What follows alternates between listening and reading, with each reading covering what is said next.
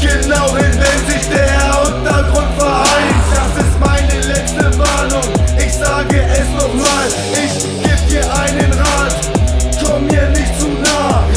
Komm mir nicht zu nah, komm mir nicht zu nah, komm mir nicht zu nah, komm mir bloß nicht zu nah, komm mir nicht zu nah, komm mir nicht zu nah, komm mir nicht zu nah, komm mir bloß nicht zu nah.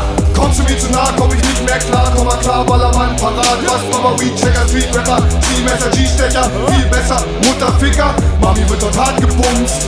Es heißt, ihr seid hart wie Jungs, ich klatsch euch um, sowas wie ihr wird bei uns im Park gebumst. Fette Eier, hart geschrumpft, trifft den Meister der schwarzen Kunst. Im Untergrund gibt's mit schwarzem Mund, ich bin so abgestumpft, so viel Gold im Mund, Schlampe freu nicht rum, bitte komm mir dumm, bitte, bitte, zeig Vernunft und bring dich um, ich fühl dich an der Leine wie ein Hund.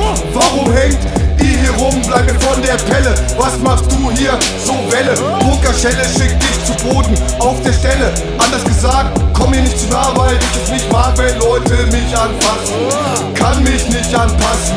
Ihr könnt mich lieben, ihr könnt mich hassen.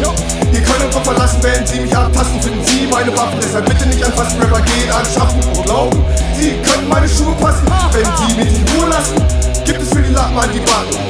Das zählt für alte Leute, Kinder, Frauen und Kanaken. Komm mir nicht zu nah, komm mir nicht zu nah, komm mir nicht zu nah, komm mir bloß nicht zu nah, komm mir nicht